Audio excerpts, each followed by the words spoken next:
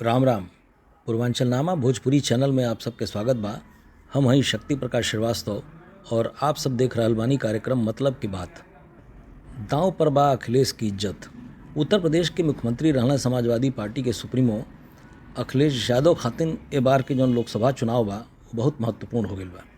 एक ओर त पार्टी के जौन संस्थापक रहले मुलायम सिंह यादव, उनके ना रहले पर पूरा यादव कुनबा जौन बा ओकरे के साख संभाले खातिर और पार्टी के मजबूती दियावे खातिर और विपक्षी दलन के जो नौका गठबंधन बनल है INDIA ओकर प्रदेश में सबसे बड़ा सहयोगी होखले के नाते गठबंधन के भी साख बचावे के पूरा जिम्मेदारी अखिलेश यादव के ऊपर आ गई बा।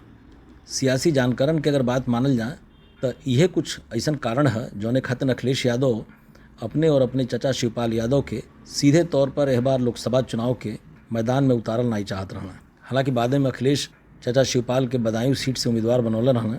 हालांकि शिवपाल अपना के हटा के अपने जगह ही अपने लड़का आदित्य यादव के पार्टी के प्रत्याशी बनवा देना।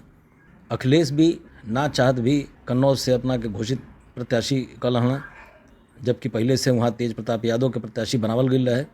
लेकिन एक चीज़ बा कि चचा शिवपाल अभी ले कोनो क्षेत्र से अपन दावेदारी निखन गई। सियासी जानकार जौन माने वो अखिलेश यादव के चुनाव न लड़ने की योजना के बड़ा मेच्योर निर्णय माने मानत रहा लोग। अब तक खैर वो प्रत्याशी हो गई माने ओह लोन के हिसाब से अखिलेश जौन हमें वो बतौर प्रत्याशी साइकिल के सवारी कैले के बजाय जौन हैंडल थामे वाला जुगत लगौले रहना उससे लगेला कि वो अब मेच्योर पॉलिटिशियन हो गई माना। लेकिन कहल जाला ना कि सियासत में बहुत कुछ ना चाहते हुए भी करे के पड़ेला। ना चाहते हुए भी अखिलेश के चुनाव लड़े के पड़ गई। यादव कुनबा की ओर से धर्मेंद्र यादव, अक्षय यादव, डिम्पल यादव, आदित्य यादव और अखिलेश यादव ये सब जना चुनावी मैदान में बालू। पिछली बार अखिलेश यादव लोकसभा के चुनाव आजमगढ़ से लड़ले रहना, वहाँ से चुनाव भी जीत गए रहना। लेकिन भई ली कि कन्नौज से जौन कर मेहरारू डिम्पल यादव बाड़ी वो चुनाव हार गई रहली।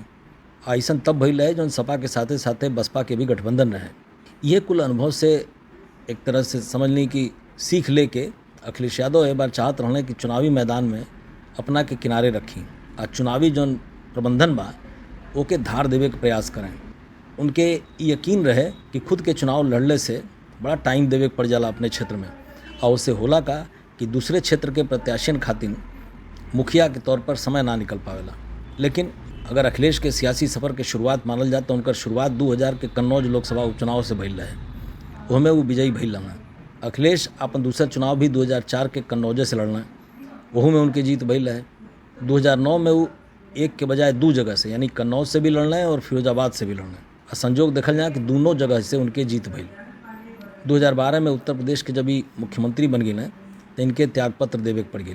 एकरे बाद औपचारिकतावश उत्तर प्रदेश विधान परिषद के सदस्य बनावल गए। बाद में 2014 के लोकसभा चुनाव अखिलेश ना ही लड़ना, 2019 के चुनाव ये आजमगढ़ से लड़ने और वहाँ जितने भी अपने बीजेपी के प्रत्याशी रहने मशहूर फिल्मी भोजपुरी स्टार दिनेश यादव निरहुआ उनके लगभग 2.5 लाख वोटन से हरौले रहना। 2022 में अखिलेश यादव मैनपुरी के करहल विधानसभा सीट से विधायक चुनल गई। वर्तमान में अखिलेश यादव विधानसभा में नेता प्रतिपक्ष हैं। अखिलेश के बारे में ये मानल है कि यदि गठबंधन के यह चुनाव में बहुत उत्साहजनक परिणाम नहीं मिली तो कम से कम विपक्ष के राजनीति करे खातिर नेता प्रतिपक्ष के पद पर बनल रही हैं। ऐसा ही कुछ मंशा चचा शिवपाल यादव के भी रहल और वही के नाते वो रणनीति कुछ ऐसा बनौले कि अब अपने पार्टी के संगठन की जिम्मेदारी बहुत बखूबी भीतरे भीतर निभा रहा माने। यही कारण जब उनके प्रत्याशी बनावल गई रहे तो अपन प्रत्याशिता छोड़ के अपने जगह अपने लड़का के वो टिकट दिया दल। शिवपाल अपन पिछला चुनाव अपने बनावल पार्टी प्रगतिशील समाज पार्टी जौन प्रसपा नाम से जानल जात रहे ओकरी ओर से फिरोजाबाद से लड़ल रहना। यह बार के चुनाव यादव कुनबा खातिर याद कल जाई कि जितना प्रत्याशी यादव कुनबा बाणे अखिलेश यादव छोड़ के सबकर उम्र अखिलेश यादव से कम बा। ऐसा में अखिलेश यादव यह बार कुछ ऐसा परिणाम चाह रहा माने चाहत रहने कि ऐसा कुछ परिणाम आई जैसे चुनाव में जो उनकर प्रतिष्ठा फसल बा वो तार होखे से बच जाए। यह कार्यक्रम में आज बस इतना ही। फिर आप सबसे मुलाकात हुई यही चैनल पर यही समय। तब तक खातिर नमस्कार।